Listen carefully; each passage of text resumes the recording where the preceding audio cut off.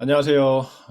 파생금융상품에 의해 여러분과 함께 2021년 1학기 함께 공부할 영남대학교 경제금융학부 조승모 교수입니다. 반갑습니다.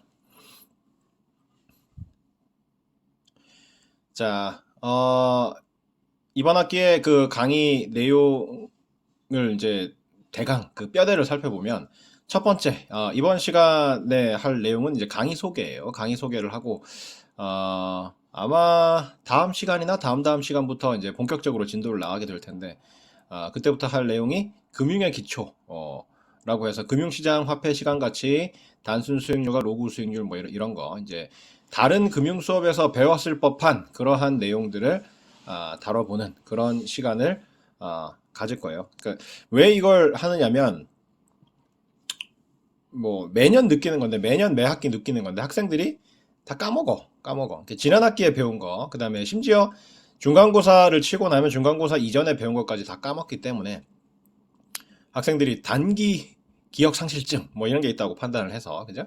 그래서 이 다른 과목에서 기초적인 그 기업금융의 이해라던가 이런 다른 기초 금융 과목에서 배웠을 법한 내용이지만 다 까먹었을 거라고 생각을 하고, 다시 한번 복습을 하고 강의를 시작하도록 합니다. 그래서 뭐 걱정할 필요 없어요. 여러분이 뭐 지난 학기에 배웠던 거 까먹었어요. 뭐 아니면 저는 금융 수업이 처음이에요. 아니면 저는 상경계열 수업 자체가 완전 처음이에요. 이런 거 전혀 걱정하지 않아도 돼요. 선술 지식을 요구하지 않을 거예요. 다 수업 시간에 필요한 거는 다 복습을 하고 수업을 하는 방향으로 그렇게 할 거니까 걱정하지 말고 수업을 들으면 됩니다. 자, 그 다음에 이제 주 내용이 선도와 선물의 이해, 그 다음에 옵션의 이해, 요 두 개가, 이번 학기에 배울 주요 내용이에요. 그래서 선도와 선물의 이해에 비해서 옵션의 이해 부분이 양이 좀 많거든요. 그러니까 저 섹션으로 따지면 둘 다 그 저 6개 섹션 이렇게 해가지고 비중이 비슷한 것 같은데, 교과서를 우리 교재를 넘겨보면 이게 페이지 수가 좀 다르다는 걸 알 수가 있어요. 그래서 아마도 이 중간고사는 선도와 선물의 이해 플러스 옵션의 이해에서 이 블랙쇼울즈 모형과 옵션 가격 결정 여기까지가 중간고사 범위가 될 것 같아요. 그러니까 2강, 3강하고 4강의 섹션 1, 섹션 2까지가 아마도 중간고사 범위가 될 것 같고, 기말고사는 그 이후의 내용이 될 것 같습니다. 그 다음에 마지막으로 영화 로그 트레이더에 대해서 이야기를 하는 걸로 해서, 이 영화 로그 트레이더는 우리가 그 강의 소개 동영상을 여러분이 봤는지 모르겠지만 거기 나오는 그 내용이야. 닉 리슨이 베어링스 은행을 파산시키는, 파생 상품에 투자를 잘못해서 파산시키는 그런 그 실제 사례를 영화로 만든 거예요. 그 영화를 보고 그 다음에 그 영화에 대해서 해설하는 걸로 이 강의 전체를 마무리를 할 생각인데, 이 영화를 이해를 하려면 여러분이 한 학기 동안 이 강의를 통해서 배우는 이 파생 상품에 대한 지식 전부를 총동원을 해야 이 영화를 이해를 할 수가 있어요. 그래서 이 가르치는 입장에서 학생들한테 내용을 다 전달을, 한 학기 내내 내용을 전달하고 나서 그게 실제로 어떻게 응용되는지를 보여줄 수 있는 좋은 사례라고 판단을 해서 이 학기 마지막은 영화를 보고 그 다음에 그 영화에 대해서 한 학기 동안 배운 내용을 가지고 해설하는 걸로, 그렇게 마무리하는 걸로 이렇게 짰습니다. 자, 이번 시간에 할 내용은 이제 강의 소개예요. 강의 소개. 그래서 강의 소개인데, 강의에 대해서 소개를 하기 이전에 먼저 뭐 나에 대해서 소개를 할게요. 나에 대해서 소개를 하면, 내 소개는 내 블로그에 가면 있어요. 이거 왜 이렇게 됐냐? 너무 많이 갔네. 이제 내 소개는 요 블로그 주소. 진짜 마우스가 너무 민감한 것 같아. 조금만 건드리면 막 휙 나가버려서.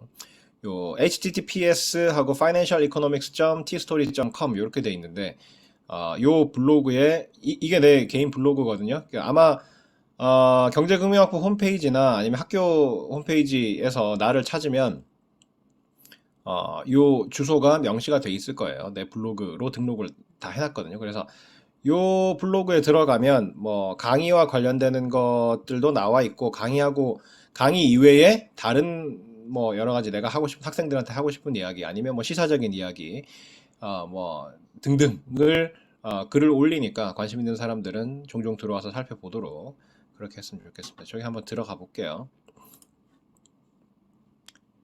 자, 이게 내 블로그야. 요게 내 블로그고, 이 블로그에서 여기 왼쪽에 이 선택할 수 있는 메뉴들 중에서 프로필이라는 거 있죠. 이 프로필을 누르면 내 프로필이 떠요. 프로필이 떠요. 뭐 알다시피 내 이름은 조승모고 남자고 78년생이에요. 78년생.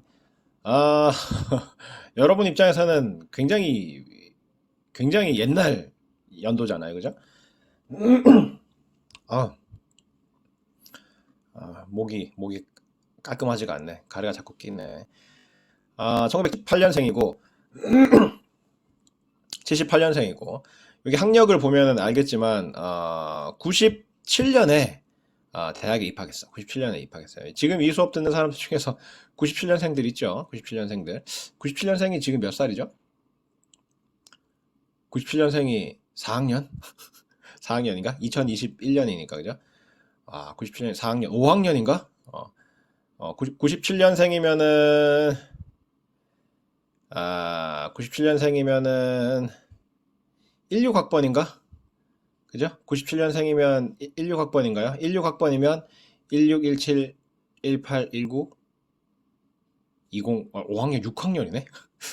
군대 갔다 온 남학생들이 이제 4학년쯤 되겠다. 와, 그러니까, 야, 여러분들, 지금 내 강의 듣는 여러분들은 내가 대학 다닐 때 태어난, 야, 진짜 까마득하네. 내 장가 결혼을 일찍 했었으면 여러분 같은 아들, 딸이 있을 법한 그런 나이네. 그래서, 아마도 여러분들, 친척들 중에 삼촌들, 외삼촌들, 삼촌들, 그 정도, 나이라고 보면 되겠습니다.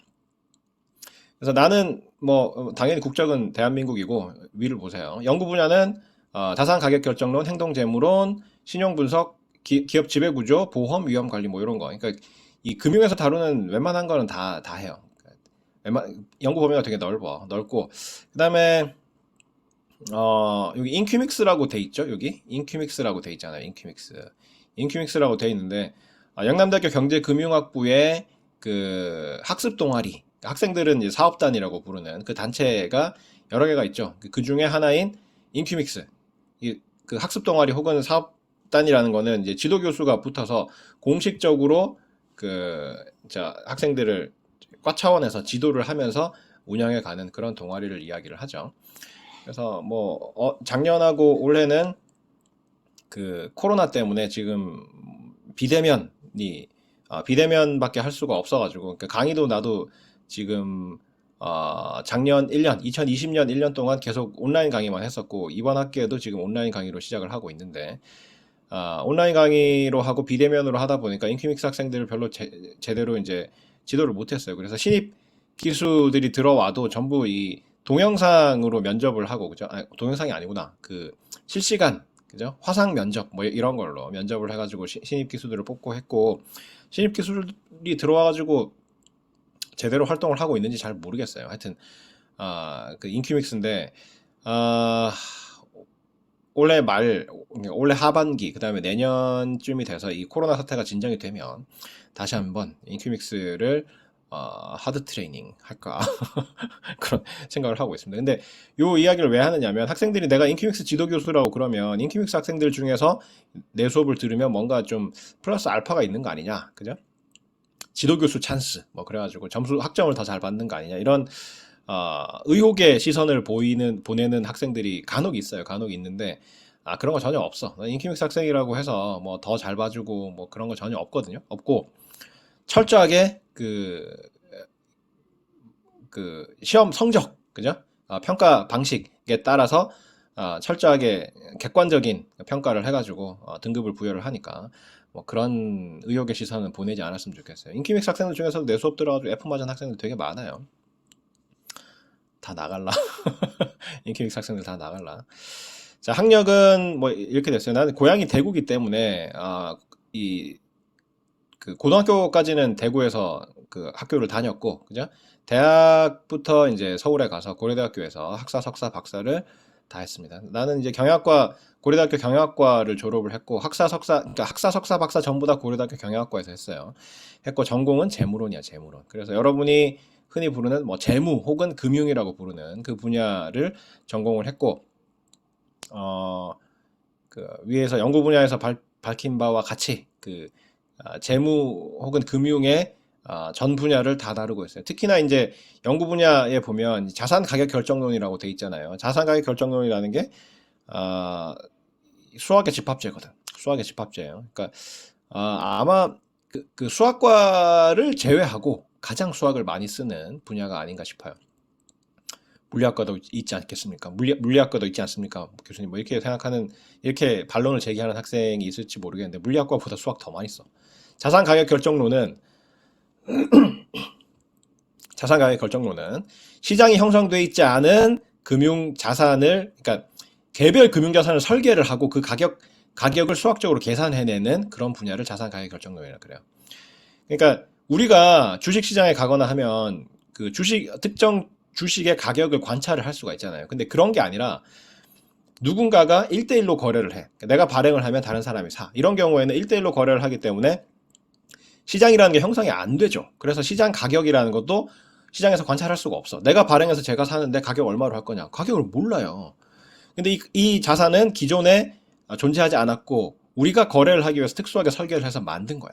그랬을 경우에 이 가격을 어떻게 결정을 해야 될 거냐라는 걸 수학적으로 계산하는 분야가 자산 가격 결정론인데, 여기서 사용하는 그 수학이 어떤 수학이냐면 그 물리학에서 그 통계 역학, 그다음에 열역학 뭐 이런 데서 사용하는 그다음에 이제 실용적으로 이야기를 하면 나사 미 항공우주국에서 로켓을 설계하고 로켓 엔진을 설계하고 할 때 들어가는 그 수학, 그러니까 응용 수학 중에서 제일 최첨단에 있는 수학을 사용을 해요. 이 자산 가격 결정론이.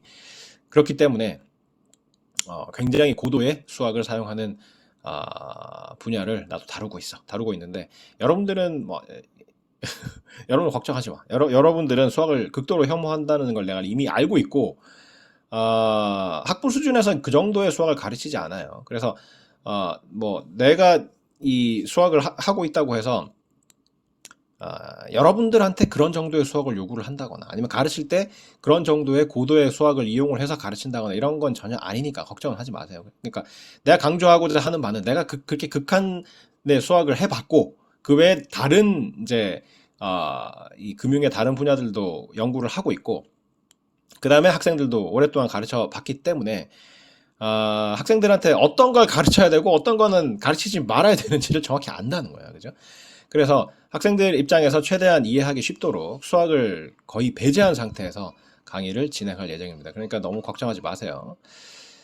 자, 뭐 그렇고, 그 다음에 경력상을 보면 뭐 고려대학교에 있을 때는 이제 연구 조교 뭐 이런 걸 했었고, 그 다음에 박사를 2011년 2월에 받고 나서 바로 이제 경북대학교 경영학부의 초빙 교수로 1년 근무를 했어요. 그래서 요 경북대학교 경영학부에서 근무를 할 때 내가 좀 악명이 높았나 봐. 그래서 인터넷을 한번 찾아봐. 인터넷을 찾아보면 2011년, 12년, 13년 고 무렵에 내가 영남대학교에서 강의하기 시작한 지 얼마 안 됐을 때 학생들이 나에 대한 정보가 없잖아요. 그래서 조승모 교수님을 처음 뵙는데 강의 어떤가요? 누가 이제 인터넷에 올려서 지금 에타 에브리타임은 이게 등장한 지가 얼마 안 됐잖아요. 그죠? 그래서 그 당시에는 아마 학생 와이오키키 학생 커뮤니티 아직도 있나요? 거기에 누가 물었는데 댓글이 경대 친구 말에 의하면 경북대에 계셨을 때 개빡셨음 뭐 이렇게 뭐 그런 평을 올려가지고 그게 한 줄 올라온 적이 있어요. 그래서 폐강됐어. 폐강. 나는 경북대에서 1년 가르치면서 뭐 이 정도 수학은 학생들이 다 알겠거니 하고 뭐 자연스럽게 미분하고 적분하고 막 그랬거든. 그러니까 이 금융을 가르치는데 미분 적분을 막 자연스럽게 했단 말이야. 했더니만 영남대학교에 와서 폐강이 됐어. 너무 악명이 높아가지고. 그래서 그 이후로 반성을 하고 수학을 다 드러내야 되겠다. 그래서 수학을 사용하지 않는 방향으로 이 강의 내용을 다 개편을 했어요. 그렇기 때문에 뭐 그 이후로는 그 상도 막 받고 그랬어. 여기 보면 밑에 보면 상훈 있죠. 강의 우수상 2번 받았어요. 강의 우수 교수상 2번 받았어. 그래서 그만큼 학생들 입장에서 이해하기 쉽도록 수학을 다 드러내고 가르치는 방향으로 개편을 했기 때문에 여러분이 겁먹지 않고 이 수업을 잘 그냥 들으면 돼. 그냥 따라오면 돼요. 따라오면 돼요. 뭐 그렇습니다. 그리고 나서 2012년부터 영남대학교에 임용이 돼서 아마 정년을 끝까지 할 것 같아요. 그래서 2012년부터 여기서 학생들 가르치고 있습니다. 그래서 올해가 그러면 10년 차가 되나? 2021년이 10년 차가 되나요? 12, 13, 14, 15, 12, 13, 14, 15, 16, 17, 18, 19, 20, 21. 딱 10년 차가 되네. 영남대학교 학생들하고 수업을 같이 한 지 딱 10년 차가 되는 그런 경력을 갖고 있습니다. 자, 군대는 2003년에서 2005년 사이에 통역병으로 갔다 왔어요. 국방부 검찰단의 통역병으로 갔다 왔고, 이 당시에 그 우리나라가 그 KF-16 그죠? 그 F-16 그죠? 차세대 지금은 뭐 이제 차세대도 아니고 이제 주력 전투기가 됐지만 그 F-16 전투기를 도입하는 과정에서 비리가 좀 있었던 그죠? 그러니까 그런 사건을 주로 이제 크게 다루고 있을 때 내가 여기서 국방부 검찰단에서 근무를 했었어요. 국방부 검찰단이 뭐냐면 민간으로 치면은 대검찰청 같은 그런 곳이에요. 그러니까 군 검찰 중에 최상위 조직인데 여기서 이제 수사를 할 때 내가 통역병으로 복무를 하면서 로키드 마틴 미국의 전투기 만드는 회사와 우리나라 국방부 사이에 계약이었기 때문에 당연히 뭐 계약서도 영어고 매뉴얼도 영어고 다 영어일 거 아니야. 뭐 그런 거. 그다음에 주고받은 서신이라든가 이런 거 다 영어로 돼 있을 텐데 그런 거를 이제 통번역하는 그런 역할로 군 복무를 했습니다. 하고 싶은 이야기는 많지만 군사 기밀 뭐 이런 거기 때문에 아마 자세한 이야기는 못 하겠고 한 가지 이제 그 당시에 되게 힘들었던 건 잠을 못 잤어. 나 왜 그런지 모르겠는데 지금 검찰도 그렇나요? 그러니까 이 당시에 그 군 검찰도 그렇고 이 수사를 낮에는 안 해. 낮에는 자료를 모은다거나 뭐 그런 걸 주로 하고 주로 이제 저녁 때 되면 저녁을 먹고 수사를 시작하는 그런 게 관행이었기 때문에 잠을 별로 못 잔 게 안타까운 힘든 점이었습니다. 연구 논문은 2007년부터 시작해가지고 이렇게 쭉 나와 있어요. 그러니까 여기 아마 업데이트가 덜 된 게 좀 있을 텐데 하여튼 이 홈페이지 상에 나와 있는 연구 논문은 이렇게 돼 있습니다. 그래서 영어로 쓴 것도 있고 한글로 쓴 것도 있고 뭐 이렇게 쭉 있고 그다음에 저서가 꽤 있어요. 책 쓴 게 꽤 있는데 이 중에 여러분의 교재가 있어. 이 가운데 있는 그 위에서 세 번째, 밑에서 세 번째, 한가운데 있는 선물과 옵션에 관한 작은 책. 이게 여러분의 교재예요. 이 교재는 어디 있냐면 여기 그 왼쪽에 있는 메뉴바를 쭉 넘기다 보면 이 메뉴의 두 번째 선물과 옵션에 관한 작은 책 이렇게 돼 있는 요 배너가 보이는데 배너를 누르면 출판사로 바로 연결이 돼요. 그래서 거기서 바로 구매를 해도 되고 그다음에 온라인 그 서점 예스24라던가 알라딘이라던가 뭐 이런 데서 구입을 해도 돼요.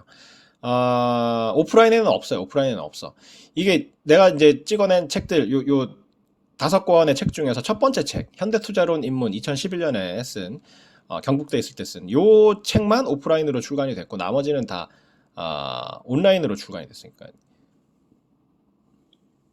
그 POD 도서 그래서 프린트 온 디맨드 그래서 주문이 들어오면 바로 찍어서 배송해주는 그런 시스템으로 출간이 됐어. 왜 그렇게 됐냐면 안 팔려서 그래. 워낙에 안 팔려서. 근데 2011년에 현대투자론 입문을 아마 2011년 가을에 썼거든요. 경북대에서 강의했던 내용을 가지고 현대투자론 입문이라는 책을 써가지고 영남대학교에 와가지고 이거를 교재로 삼아가지고 강의를 했더니 아무도 안 사. 아무도 이 책을 안 사요. 안 사는데 강의하다가 강의실에서 이 책이 보여가지고 오 기특하네 이러면서 그 책장을 넘겨보면 영남대학교 중앙도서관 도장이 꽝 찍혀 있어요. 그러니까 자기 돈 내고 안 산다는 거지. 그래서 출판사에 그 한 몇 년이 지나가지고 그 인세가 안 들어오는 거야. 그러니까 책을 쓰면 저자들한테 책값의 뭐 얼마 10% 미만의 금액이 그 저작료로 들어와요. 그죠? 권당 얼마 이렇게 들어오는데 안 들어오는 거야. 지금 아직까지도 못 받았어요. 2011년에 쓴 저 책의 그 인세를 아직까지 못 받았는데 하도 안 들어와가지고 출판사에 전화를 해봤어요. 왜 안 들어오냐고 그랬더니만 안 팔려서 그렇대. 안 팔려서. 그러니까 계약상 이게 300부가 넘어서야 인쇄가 지급이 되는데 지금까지도 책을 쓴 지 10년 10년이 넘었는데도 아직까지도 300부가 안 팔렸어. 그래서 뭐 어떻게 되느냐고 물어보니까 영남대학교 그 군의 도서관에 60부가 납품이 됐다가 6개월 후에 그대로 반품이 됐다. 한 것도 안 팔린 걸로 뭐 그렇게 됐어요. 그렇다 보니까 출판업계에서 내가 되게 악명이 높아져가지고 저 양반이 책 쓰면 안 팔린다 뭐 이런 소문이 돌아가지고 책을 써가지고 출판사들한테 이렇게 이거 출판해 주시오 이렇게 돌리면 출판 거부 출판을 안 해줘요. 그래서 어쩔 수 없이 POD 도서로 출간을 하게 됐어. 그러니까 출판사들이 걱정하는 게 뭐냐면 뭐가 손해냐면 이 한국학술정보 이 관계자분들한테 굉장히 대단히 죄송하게 생각을 하는데 내 첫 책을 찍어준 이제 고마운 출판사지만 굉장히 죄송하게 생각을 하는 게 오프라인 출판을 하면 한꺼번에 뭐 1000부 찍을 수도 있고 뭐 5000부 찍을 수도 있고 이제 그 수요 예측에 따라서 한꺼번에 찍어내거든. 찍어내고 그걸 팔아요. 팔아서 재고가 다 소진돼. 그게 1쇄야, 1쇄. 한꺼번에 뭐 1000부든 5000부든 찍어내는 그걸 1쇄라 그러는데 1쇄를 찍어내고 1쇄가 다 소진이 되면 다시 인쇄를 뭐 1000부나 5000부를 해가지고 그게 2쇄야, 2쇄. 2쇄, 3쇄. 그래서 인기 있는 책 보면은 뭐 23쇄 뭐 이러고 뭐 엄청나게 많이 팔리는데 내 책은 아직도 1쇄인데 1쇄도 소진이 안 됐어요. 그래서 한국학술정보가 아직까지도 그거를 재고로 갖고 있어요. 그 출판사 입장에서는 엄청난 손해인 거예요. 책을 제작을 했는데 제작 비용이 다 들어갔는데 회수가 안 되는 거지. 그러다 보니까 내 책은 찍으면 손해다 이런 게 이제 출판업계에 퍼져가지고 아무도 안 찍어줘. 그래서 두 번째 책인 저 선물과 옵션의 수리적 이해 저거는 퍼플이라고 돼 있는데 저게 이제 교보문고에서 하는 POD 서비스거든요. 저걸 통해서 찍었어요. POD 서비스는 그 프린트 온 디맨드 그래서 누군가가 그 주문을 하면 그제서야 책을 인쇄를 해가지고 배송을 해주는 거거든. 그래서 한 부 주문이 들어오면 한 부 찍어서 보내고 이런 형태이기 때문에 재고가 없어. 재고가 없기 때문에 POD 서비스를 제공하는 업체들은 출판을 하는 데 있어서 자기네들이 손해볼 게 전혀 없거든. 그렇기 때문에 내 책들은 2014년 이후에 전부 다 POD 도서로만 출간이 돼요. 그래서 독자들 입장에서 여러분들 입장에서 불편한 점이 뭐냐면 오프라인에서 저 책을 구해 볼 수가 없다는 거. 그러니까 국내 서점에 가도 책을 실제로 볼 수가 없어요. 그래서 온라인 서점을 통해서만 판매가 되고 출판사나 그러니까 출판사 사이트나 아니면 온라인 서점에 가서 검색을 해야지 볼 수가 있고 온라인 서점이 다 계약되어 있는 게 아니기 때문에 저 선물과 옵션의 수리적 이해는 교보문고를 통해서만 판매가 되고 그 다음에 그 이후에 선물과 옵션에 관한 작은 책이나 A Little Book on Probability and Finance 저 책이나 그 다음에 2학기에 그 내가 강의하는 증권시장과 투자 분석의 교재인 저 공학용 계산기로 배우는 증권시장과 투자 분석 저 책도 POD 도서로 출간이 됐어요. 그래서 요 세 권 2017년 18년에 나온 북크크에서 찍은 저 책들은 온라인 서점이 예스24하고 알라딘 두 개로만 아마 판매가 될 거예요. 그러니까 퍼플은 교보문고를 통해서만 판매가 되고 북크크에서 찍은 저 세 권은 예스24와 알라딘과 그 다음에 출판사 홈페이지 옆에 있는 배너를 누르면 출판사 홈페이지로 들어가거든요. 그러니까 들어가 보면 출판사 홈페이지를 통해서 판매를 하고 뭐 하여튼 그래서 그렇게 되어 있어요. 그래서 유통 채널이 오프라인 채널이 없어요. 그래서 오프라인에서 내 책을 미리 보고 구매를 해보고 싶다라는 학생들은 도서관에서 빌리는 수밖에 없어. 근데 도서관에서 빌리는 게 쉽지가 않을 거예요. 몇 권 없기 때문에 도서관에 아마도 책을 사기는 싫고 그죠? 책을 사기는 싫고 한 학기 동안 책을 가지고 공부는 하고 싶고 이런 학생들이 이미 지금 빌렸을걸? 빌려가지고 연체료를 무는 한이 있더라도 반납 안 하고 그죠? 계속 한 학기 내내 그 책으로 공부를 하는 그런 학생들이 있을 거예요. 그래서 아마도 도서관에 책이 있긴 해도 그 도서관에서 빌려서 실물을 보기도 쉽지는 않을 거예요. 어쨌든 우리 교재는 선물과 옵션에 관한 작은 책이고 POD 도서기 때문에 여러분이 주문을 하면 그제서야 찍어서 보내주기 때문에 오프라인에서 구매하는 것보다 조금 배송까지의 주문 후에 배송까지의 기간이 좀 걸려요. 그래서 뭐 주문이 많이 밀리지 않으면 뭐 한 이틀 3일 만에 받을 수 있겠지만 주문이 많이 밀리면 한 열흘까지 걸리거든요. 그러니까 미리미리 구입을 하는 게 좋아. 그래서 안타까운 사례가 어떤 게 있냐면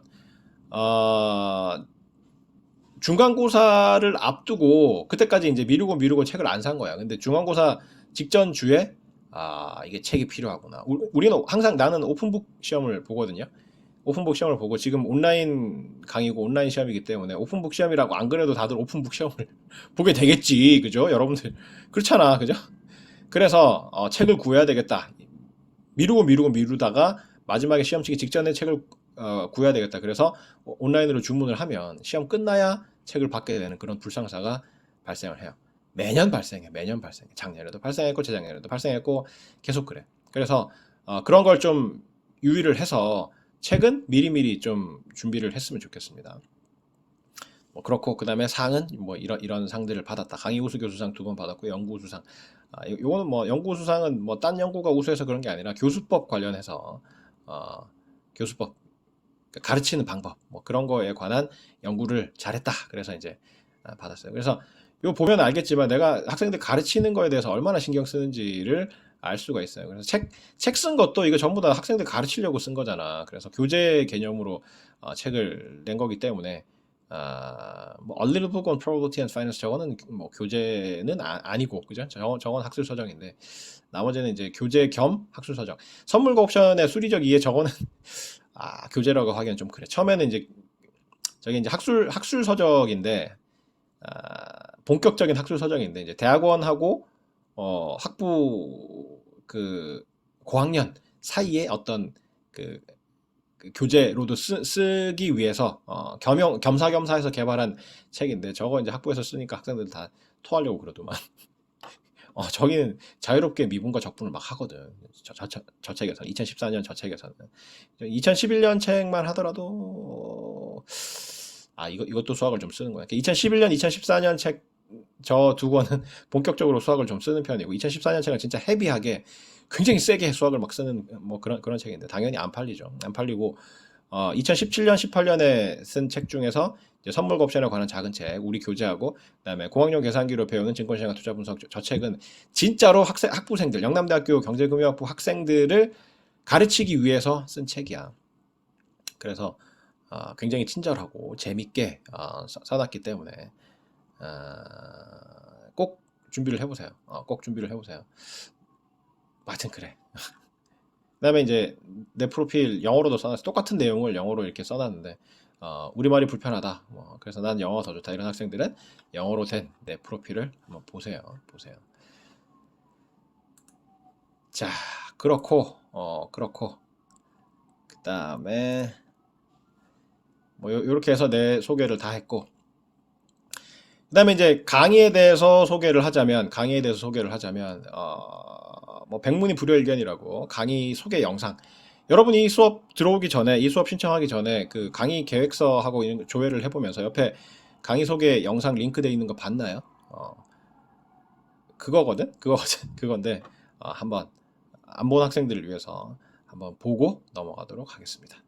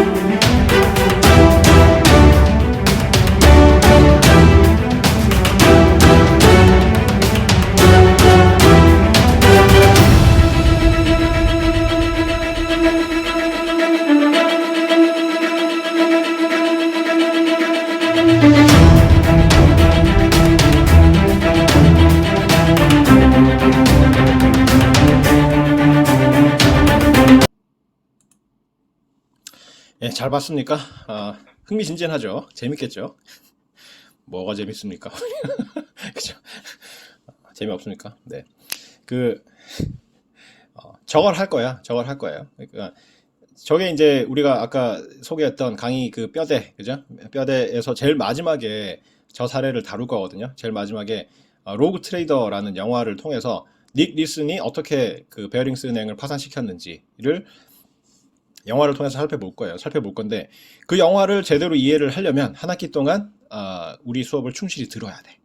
충실히 들어야 돼요. 그래서 우리 수업을 다 듣고 한 학기 동안 배운 내용을 가지고 영화를 보면 이해가 될 거야.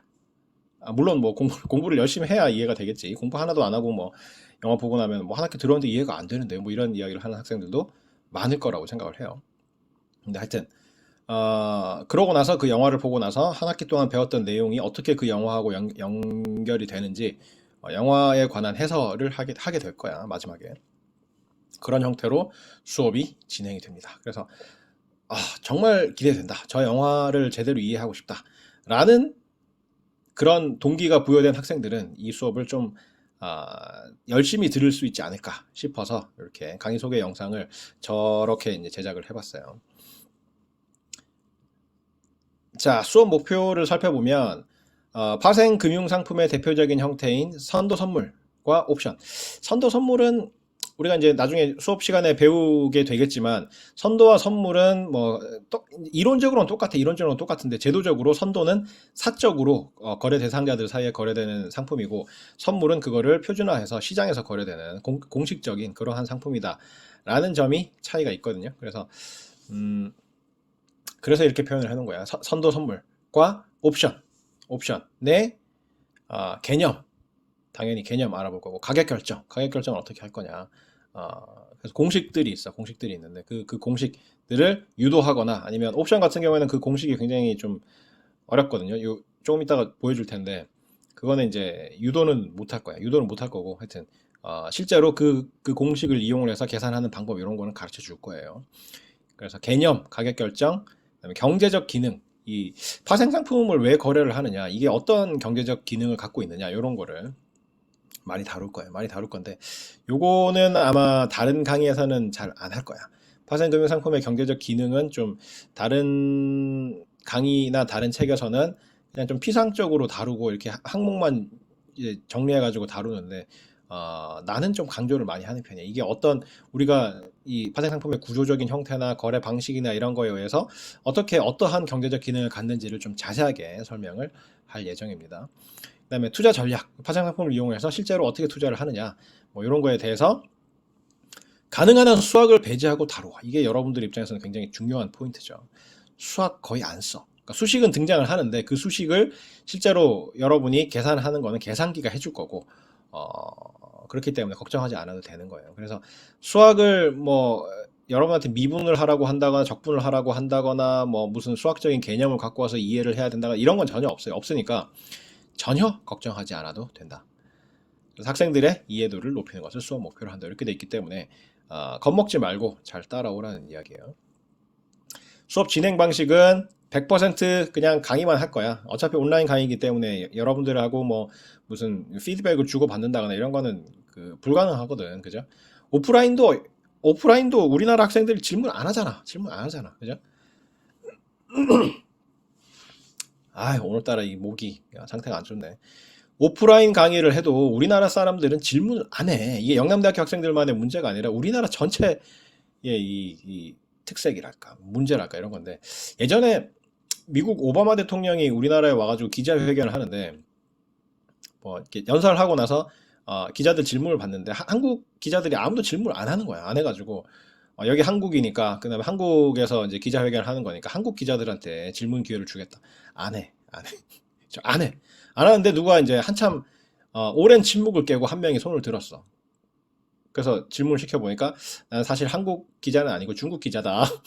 근데 아무도 질문을 안 하니까 중국 기자로서 아시아를 대표해서 한번 질문을 해보겠다 이러니까 뭐 그런 보고 있으면 우리나라 부끄럽다. 어떻게 외국 대통령이 왔는데 미국 대통령이 왔는데 기자들이 그 엘리트잖아요. 기자들도. 근데 식자층 가장 엘리트라고 할 수 있는 그 기자 요즘 욕을 많이 먹긴 하지만 하여튼 엘리트예요. 되게 힘들어. 기자 되기 되게 힘들어요.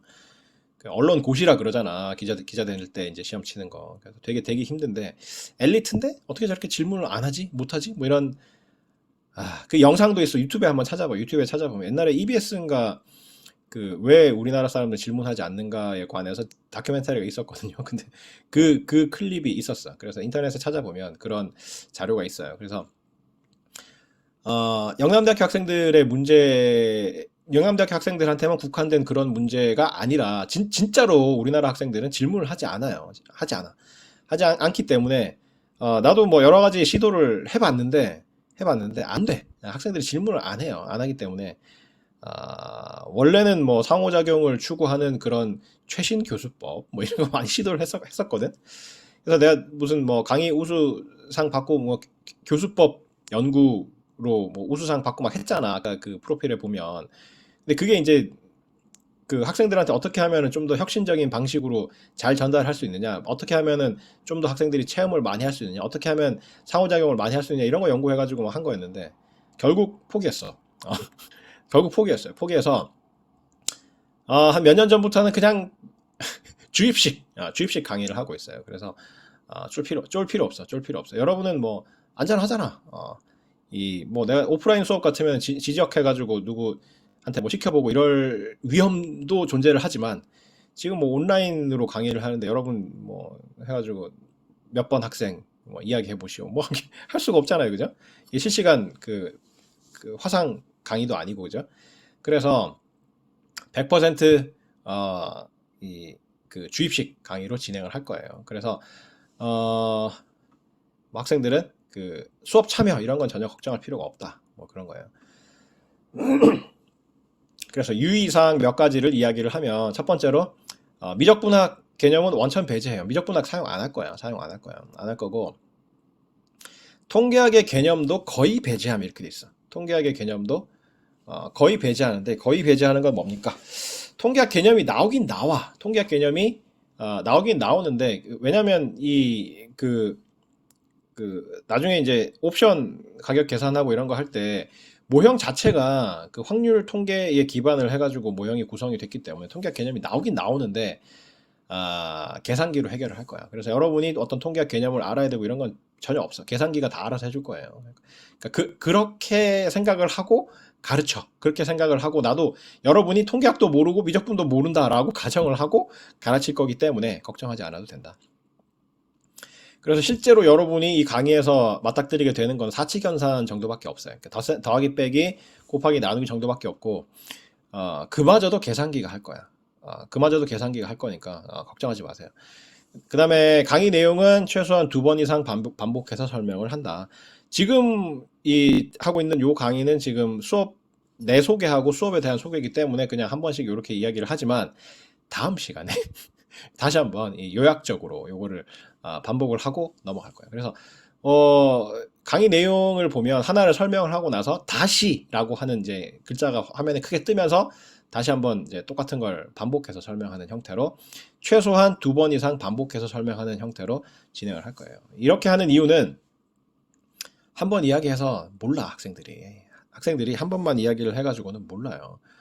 문일지십 이런 건 기대하지 않아. 한 개를 듣고 뭐 열을 깨우치고 이런 건 전혀 기대하지 않고 내용 하나를 가르치는데도 2번, 3번 반복을 해야 뭐 조금 알고 뭐 조금 이해가 가고 이제 뇌리에 약간 스칠까 말까 뭐 이런 정도이기 때문에 학생들 여러분 수준을 낮게 봐서 그런 게 아니라 어느 학교나 다 그렇고 사람들이 다 그래요. 그래서 반복 학습이 최선이다라는 깨달음에 도달했기 때문에 한 10년 가까이 학생들 가르치면서 10년 넘었구나.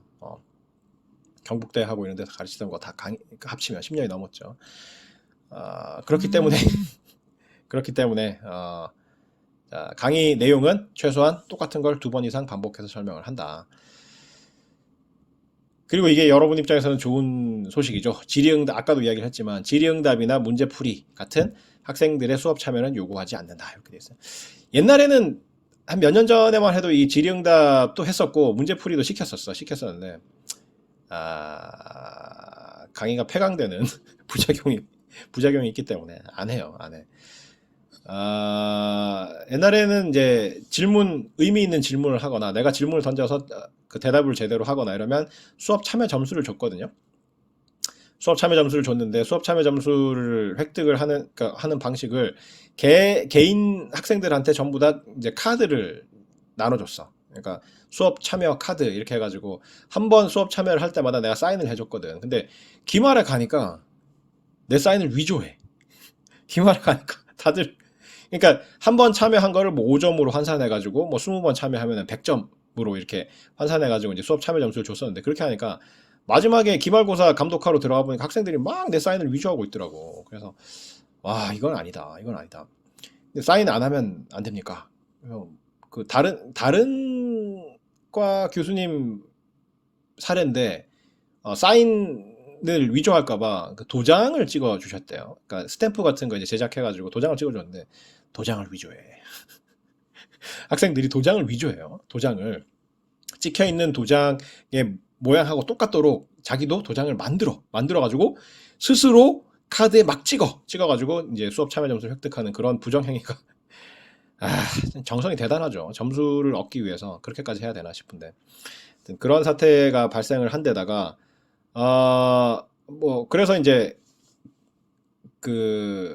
SNS를 이용을 해가지고 페이스북이나 아니면 나는 옛날에 이제 학생들하고 수업하면서 이제 클래스팅이라는 걸 사용을 했었는데 그런 걸 통해서 수업 참여 한번 할 때마다 점수 5점, 뭐 누구 5점, 누구 5점 이렇게 적어놨다가 그걸 나중에 수업 참여 점수로 환산하는 그런 방식을 쓴 적이 있었는데 그것도 뭐 좀 그래. 왜냐면 질의응답하는 수준이 현저히 떨어져요. 그러니까 뻔히 아는 상식적인 질문을 해. 그죠? 자기도 알고 있고 나도 알고 있고 주변 학생들 모르는 학생이 없을 것 같은 수업을 들었으면 지난 시간에 수업을 들었으면 당연히 알 것 같은 뭐 무슨 개념의 정의라던가 뭐 이런 거 있잖아요. 그런 걸 질문을 해. 너무나도 뻔한 질문을 한다고. 그래서 점수를 따가요. 이것도 안 되겠다. 그래서 문제풀이를 시켰더니만 나와서 문제를 풀면 몇 점, 못 풀면 뭐 감점 시키자고 하니까 좀 학생들이 거부감이 심해가지고 감점은 안 할게. 문제를 푸는데 성공을 하면 점수를 주고 푸는데 실패를 하면 벌칙을 주겠다. 뭐 이렇게 했더니만 폐강 위기로 몰리는 거죠. 벌칙이 뭐였냐면 문제 풀이를 주어진 시간 내에 풀이를 실패를 하면 노래를 부르거나 춤을 추거나 뭐 아니면 그마저도 못하겠다 그러면 엉덩이로 이름을 쓰고 들어가라 뭐 이런 걸 했는데 폐강 위기로 몰리더라고. 다들 노래를 엄청 싫어하나 봐요. 춤추는 것도 싫어하고.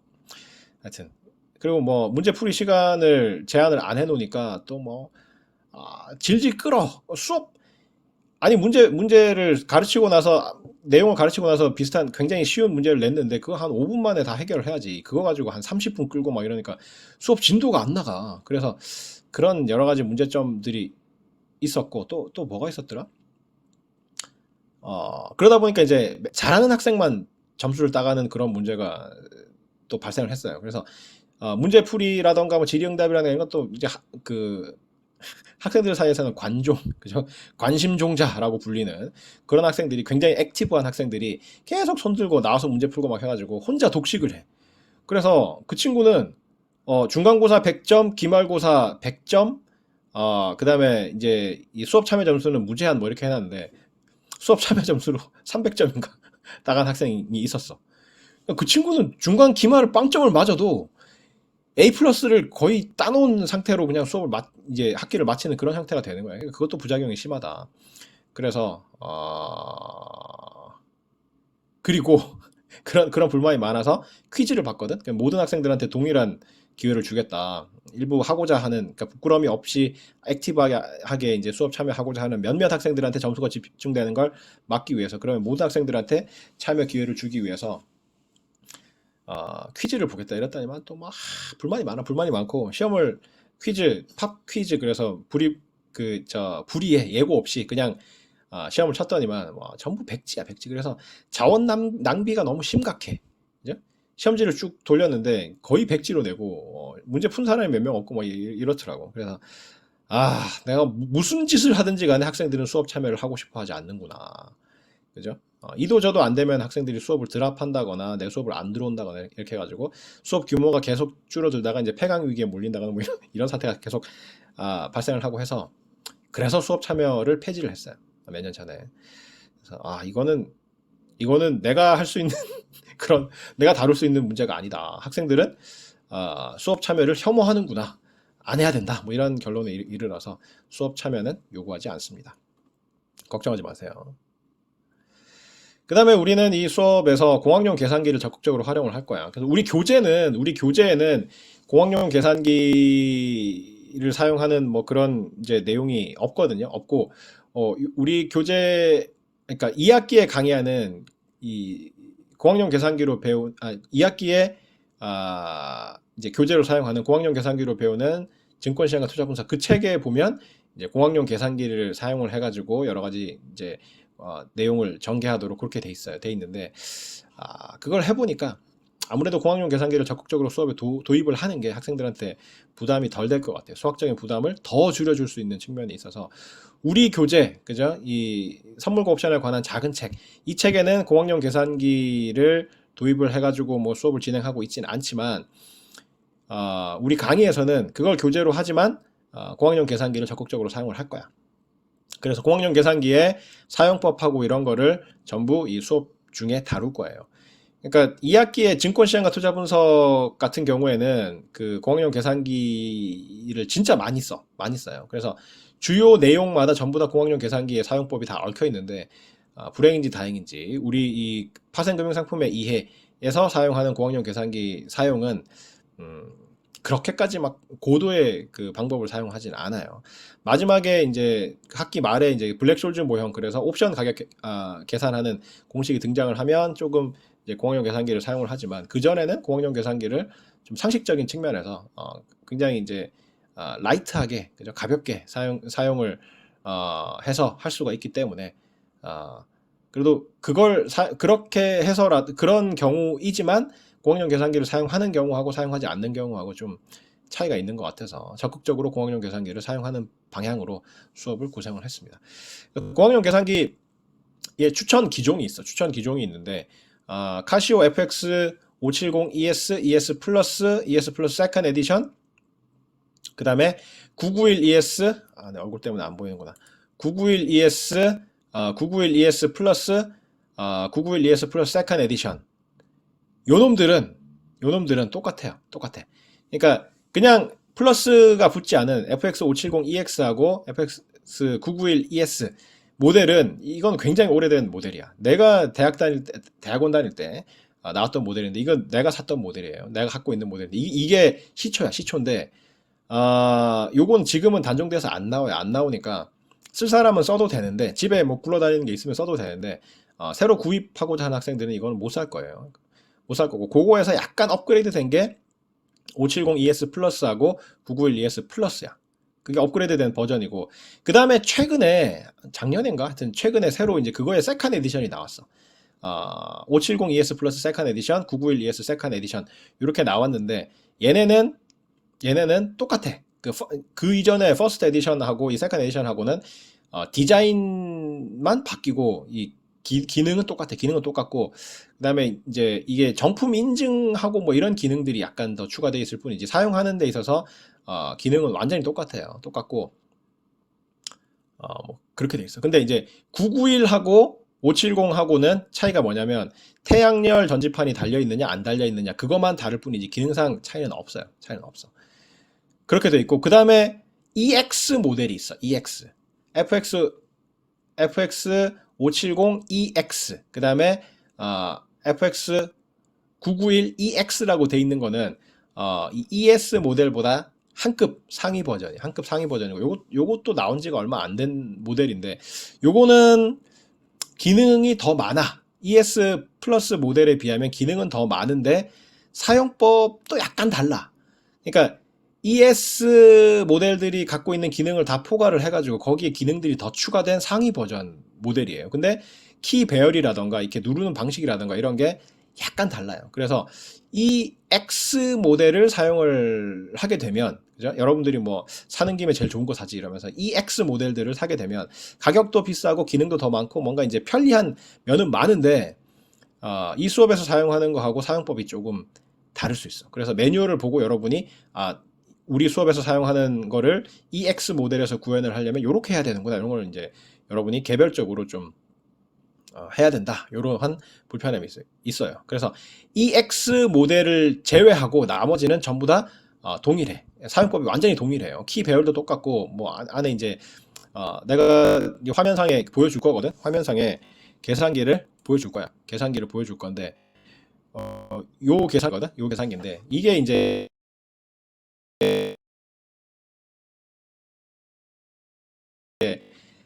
요런 형태로 돼 있어. 그러니까 색깔은 요거는 그 first edition 색깔인데 second edition은 이제 까만색 계열로 돼 있더라고. 그러니까 색깔이 다르고 디자인이 조금 다를 뿐이지 키 배열하고 사용 방법은 완전히 동일해요. 그래서 나는 이제 이 first edition 기준으로 요 에뮬레이터, 그 에뮬레이터라는 게 뭐냐면 이 계산기를 PC에서 사용할 수 있도록 만든 소프트웨어거든요. 그래서 요거를 띄워놔 놓고 수업을 할 거야. 그래서 여기서 내가 뭐 키를 누르면, 그죠? 키를 25 곱하기 3 이렇게 눌러서 화면상에 보여주게 되면 요거를 여러분이 카시오 FX 570 ES 플러스 First Edition, Second Edition, 그 다음에 991 ES 플러스 Second Edition, First Edition, Second Edition 요 모델들을 갖고 있으면 요 화면상에 나타나는 색깔은 좀 다를 수 있어도 화면상에 나타나 있는 키 배열하고 모든 게 다 똑같기 때문에 그대로 화면에 있는 거를 따라하면 화면에 있는 똑같은 결과를 낼 수가 있어. 낼 수가 있는데 EX 모델들은 그렇지 않다는 거죠. EX 모델들은 내가 그러니까 수업 시간에 다루고 있는 요 키하고 키 배열이 좀 다르고 사용하는 방법이 조금 달라. 그래서 그런 거는 EX 모델을 사용하는 학생들은 스스로 좀 찾아봐야 될 건덕지가 좀 있고, 그 다음에 마지막에 보면 여기 유니원이라고 있죠. 유니원 UC600E라고 돼 있죠. 요거는 카시오 FX570 ES 플러스 991 ES 플러스 요 모델들의 한국 버전이야. 카피야, 카피. 좋게 말하면 카피고 나쁘게 말하면 짝퉁? 뭐 그런 거예요. 국산. 메이드 인 코리아. 그래서 카시오는 이제 일본 회사죠. 일본의 전자계산기 회사인데 저가 전자계산기의 명가야, 명가. 그래서 상위 버전, 공대에서 사용하는 그 뭐 비싼 거 20만 원, 30만 원짜리 하는 뭐 그런 상위 버전은 텍사스 인스트루먼트사가 꽉 잡고 있거든. 그다음에 상대에서 사용하는 이제 고학년 계산기 중에서 재무용 계산기 중에서 텍사스 인스트루먼트 모델이 있죠. TI 뭐 어쩌고저쩌고 뭐 그런 거 있잖아. 그러니까 그런 그 모델들은 전부 텍사스 인스트루먼트사 거고, 그다음에 그 이외에 이제 저가 공학용 계산기, 우리 지금 화면에 보이는 이런 것들은 카시오사가 꽉 잡고 있어. 그래서 세계 계산기 시장을 미국의 텍사스 인스트루먼트사가 상위 이제 비싼 모델들은 꽉 이제 거의 다 텍사스 인스트루먼트사가 점유율이 압도적이고, 그다음에 중저가 모델들은 카시오사에서 만들어내는 계산기들이 점유율이 압도적이야. 물론 뭐 미국 가면 미국은 뭐 저가도 전부 텍사스 인스트루먼트를 써요. 미국은 텍사스 인스트루먼트사의 계산기가 뭐 시장 전체를 장악하고 있다고 봐도 무방하고, 유럽을 가면 유럽이나 한국이나 하여튼 미국을 벗어난 딴 지역에서는 카시오사가 압도적이고, 일부 이제 최고급 고학용 계산기만 텍사스 인스트루먼트사 거를 사용하는 형태로 그렇게 시장이 구성이 돼 있어요. 근데 카시오사는 일본 회사잖아. 카시오사는 일본 회사잖아. 그래서 일본 노제팬 그죠? 그 일본 제품 불매를 하겠다라는 학생들은 이 마지막에 나와 있는 유니원 UC600E 국산 카피, 그죠? 요거를 사용을 하세요. 똑같아. 딱 한 가지만 다른데 계산을 하다 보면 중간에 이제 기호가 하나가 딱 다르게 나오는 게 있어. 그러니까 통계 모드에서 뭔가 이렇게 할 때 그 화면상에 나타나는 기호가 다르게 나타날 뿐이지 기능상으로는 완전히 동일하고 심지어 업그레이드돼서 카피가 됐어요. 속도도 더 빠르고 메모리도 더 많아.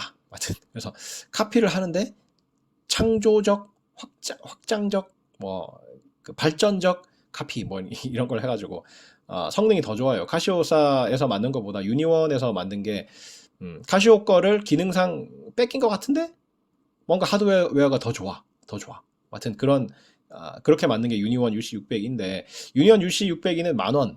되게 싸요. 되게 싸고 카시오사의 정품을 사더라도 20,000원 내외야. 20,000원 내외. 그래서 뭐 싸게 사면 인터넷에서 싸게 사면 15,000원 내외로 사거나 아니면 비싸게 사더라도 20,000원 안 되게 살 수 있고 EX 모델들이 뭐 아마 25,000원, 30,000원 그 정도 가격이 돼 있을 거고 991이라고 붙어 있어서 태양광 전지가 붙어 있는 게 조금 한 몇천 원 더 비싸게 그렇게 돼 있을 거예요. 그래서 제일 싼 거는 유니원 UC602 만원, 만원 내외로 살 수가 있고, 나머지 카시오사들은, 제일 싸면 15,000원?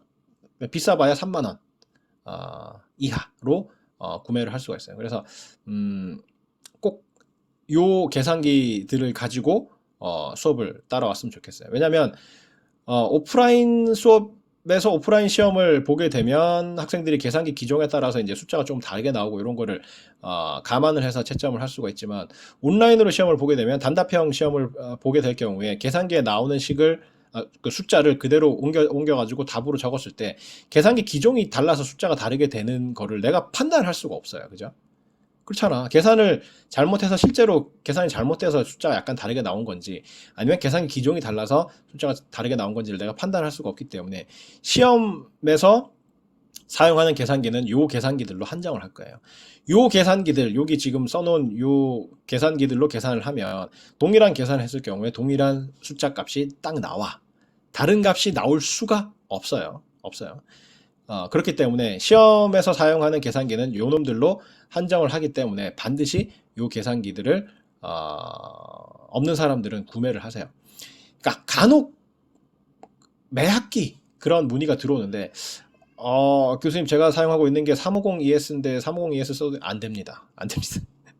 여기 지금 딱 해놓은 요 놈들 이외에는 안 되는 기능들이 한두 가지씩 있어요. 있기 때문에 350ES 그래서 요 카시오사에서 나온 FX 350ES 뭐 요런 모델들이 있는데 혹은 570MS 뭐 이런 모델들이 있는데 그런 모델들은 하위 버전이거나 이전 버전이기 때문에 안 되는 기능들이 있어요. 그래서 뭐 그걸 사용을 해가지고 여러분이 뭐 저 시험 점수를 좀 뭐 100점 만점에 한 20점씩 날리고 싶다, 30점씩 날리고 싶다 뭐 그런 각오를 갖고 있다고 하면 써도 되는데 제대로 시험을 공정하게 시험을 치고 싶으면 요 모델들 중에 하나가 있어야 정확히 시험을 제대로 응시를 해서 억울하지 않게 시험을 볼 수가 있을 거예요. 그래서 요 모델들 중에 하나를 반드시 가지고 수업에 임하기를 바랍니다. 그 다음에 이게 이제 그 모델들의 사진이에요. 요 계산기들의 사진인데 요게 이제 초창기 모델이 FX570ES 우리 집에 있는 거. 지금도 써지는데 애기들이 태어나고 나서 애기들 장난감이 됐어. 뭔가 신기하게 재밌나 봐. 누르면은 뭐 글자 막 나오고 그러니까 재밌어가지고 지금 장난감 상자에 들어가 있어. 애들 장난감통에 들어가서 막 굴러다니는데 정말 이 튼튼하고 오래 가요. 이게 내가 구입을 한 게 2004년, 2003년 그 무렵에 구입을 했는데 배터리를 처음 간 게 작년인가 처음 갈았어. 작년인가 처음 갈았다고. 그러니까 한 번도 안 뜯어봤어. 그때 사고 나서 계속 기능이 됐었거든요. 그러니까 거의 한 얼마냐 그게? 야 10년도 아니고 10년 넘게 그죠? 엄청난 15년 정도의 기간을 배터리가 버티더라고. 희한해요. 뭐 하여튼 굉장히 튼튼하고 오래 가도록 잘 만들어진 것 같아. 이게 FX570ES고 이게 이제 하드웨어적인 기능하고 뭐 이런 거를 좀 업그레이드를 하고 그 다음에 메모리 같은 거 좀 늘리고 뭐 이렇게 저장 공간 같은 거 좀 늘리고 해가지고 만든 게 FX570ES 플러스 모델이에요. 그러니까 요게 현재 이제 구매할 수 있는 여러분이 흔히 볼 수 있는 그 모델이고 이게 베스트셀러야. 우리나라에서 공학용 계산기 추천 이러면 대부분 요 모델 추천이 많이 될 거고 그 다음에 공대 입학한 학생들은 요거 하나씩 다 웬만하면 다 갖고 있을걸? 공대 같은 데서 신입생들 대상으로 해서 뭐 계산기 공동 구매하고 뭐 이렇게 하게 되면 기본적으로 요 모델을 많이 하는 것 같더라고요. 그래서 베스트셀러 모델이에요. 그래서 되게 흔하게 구매할 수 있는 모델이고 그 다음에 요게 그 그 세컨 에디션, 그죠? 옆에 있는 거하고 키 배열하고 이런 건 다 똑같은 기능상은 다 똑같은데 디자인이 좀 바뀌었어. 디자인이 바뀌어서 까만색 계통으로 하고 전체적인 윤곽도 좀 달라지고 그다음에 키도 좀 더 뭐 고급스럽게 플라스틱에서 뭐 금속성으로 바뀌었다거나 좀 더 아름답게 알록달록하게 이렇게 바뀌었어요. 근데 자세히 보면 키에 적혀 있는 글자하고 키 위에 적혀 있는 글자하고 그 뭐 배열이라든가 이런 건 완전히 똑같아요. 완전히 똑같아요. 똑같고 기능상으로도 아무런 차이가 없어. 아무런 차이가 없고 세컨 에디션은 이제 이게 퍼스트 에디션 FX570 ES 플러스 두 번째 사진에 있는 저놈이 워낙에 인기가 많아가지고 우리나라에서도 유니온에서 뭐 카피해가지고 모델을 내놨지만 중국산 카피도 있고 하여튼 카피가 엄청 많아. 엄청 많기 때문에 그래도 우리나라는 이제 그 회사 이름 달고 새로운 그 코드 네임을 붙여가지고 짝퉁을 만들어놨기 때문에 우리 거는 카피오 이런 표시가 나잖아. 근데 중국산은 아예 그냥 이름까지 똑같이 카시오 FX ES 플러스 이렇게 딱 찍혀 있는데 사서 보면 좀 다른데 뭐 좀 이상한데 뭐 이런 종류의 짝퉁 있잖아요. 그런 게 워낙에 판을 쳐가지고 이거 세컨 에디션에서는 정품 인증 뭐 기능 같은 게 들어있나 봐. 그런 거만 좀 다르고 기능은 FX570 ES 플러스하고 완전히 똑같으니까 퍼스트 에디션을 사든 세컨 에디션을 사든 뭐 여러분이 알아서 사세요. 기능은 똑같아. 그러니까 우리 사용하고 있는 요 에뮬레이터는 이 퍼스트 에디션의 퍼스트 에디션의 에뮬레이터인데 완전히 똑같기 때문에 내가 굳이 세컨 에디션의 에뮬레이터로 안 바꿨어. 이 퍼스트 에디션 에뮬레이터도 내가 돈 주고 산 거거든. 에뮬레이터가 공짜가 아니야. 돈 주고 샀는데 사고 나니까 세컨 에디션이 나왔는데 바꿔야 되나 이렇게 생각을 해봤는데 뭐 바꿀 필요가 별로 없는 것 같아서 퍼스트 에디션 에뮬레이터로 계속 진행을 하도록 하겠습니다. 그 다음에 요게 EX 모델이 FX570 EX인데 요거는 자세히 보면 키 배열이 좀 달라요. 다르고 뭐 좀 그래 조금씩 달라. 그러니까 공통된 키들도 있지만 좀 다른 키들이 막 보이고 그래요. 그래서 요게 제일 상위 버전이거든요. 요 시리즈들 중에서 제일 상위 버전인데 디스플레이도 좀 더 고급형으로 바뀌고 좀 더 예쁘게 글자가 나오고 기능도 좀 더 편하게 사용할 수 있도록 기능도 돼 있고 추가적인 기능들도 더 많이 붙어 있고 뭐 여러 가지로 좋은 점이 많은데 사용 방법이 우리가 이 수업에서 사용하고 있는 에뮬레이터하고는 조금 달라요. 그래서 이 EX 모델을 사용을 해가지고 수업을 들을 학생들은 매뉴얼을 봐가면서 우리 수업에서 사용하는 저 기능을 EX 모델로 구현을 하려면 이렇게 해야 되는구나 이런 걸 스스로 익혀가면서 따라올 수밖에 없어요. 그 다음에 이제 이거는 991 모델들인데 991 모델들은 앞에서 570 모델들하고 완전히 똑같은데 오른쪽 위에 저렇게 이제 태양광 전지판이 붙어 있어요. 태양광 전지판이 붙어 있고 가격이 좀 한 몇천 원 더 비싼 그런 형태로 돼 있어. 기능은 똑같아요. 그래서 태양광 전지가 붙어 있기 때문에 이게 무게는 더 가벼워. 앞에 이제 570 모델들은 100% 건전지에만 의존을 하기 때문에 건전지가 좀 많이 들어가는데 요 ES 모델들은 건전지가 아주 작은 거 납작한 거 있잖아요. 그런 게 들어가고 그다음에 태양광 패널이 붙어 있어가지고 이제 전원을 보충할 수 있는 형태로 돼 있어서 더 가볍고 뭐 그런 장점이 있긴 한데 뭐 잘 모르겠어. 나 저 991 모델도 있긴 한데 들어보면 약간의 무게 차이가 있을 뿐이지 사용하는 데 있어서 뭐 큰 차이는 못 느끼겠어요. 그래서 뭐 나는 굳이 그죠? 조금이라도 더 가벼운 걸 쓰고 싶다. 조금이라도 더 상위 버전을 쓰고 싶다. 약간 더 고급형 모델을 쓰고 싶다. 이러면 요걸 사도 되는데 기능상으로는 570 모델하고 완전히 똑같아. 기능상으로 완전히 똑같기 때문에 굳이 뭐 요 991 모델들을 살 필요는 없어요. 그 다음에 얘가 국산 카피 유니원 UC600E 모델인데 요거는 키 배열이 요 에뮬레이터하고 비교를 해보면 색깔하고 디자인만 약간 다르지 키 배열하고 키에 적혀있는 글자하고 이런 게 완전히 동일해. 완전히 동일하고 태양광 전지판도 붙어있어. 태양광 전지판도 붙어있다고. 그럼에도 불구하고 그러니까 하드웨어도 더 좋아. 하드웨어도 더 좋고 여러 가지로 그러니까 카피 플러스 하드웨어 업그레이드이고 태양광 전지판도 붙어 있고 그런데 10,000원밖에 안 해요. 10,000원밖에 안 해. 그리고 국산이야, 국산. Made in Korea, Made in Korea. 이거는 아마 중국에서 만든 게 아닌 것 같아요. 카시오사에서 만든 그 계산기들, 앞에서 보여줬던 계산기들은 회사는 일본 회사인데 실제로 그 제작된 건 아마 중국에서 제작이 된 것 같아. Made in China라고 찍혀 있는데 얘는 내가 알기로는 Made in Korea인 것 같아. 유니온 UC602는 Made in Korea인가 아닌가?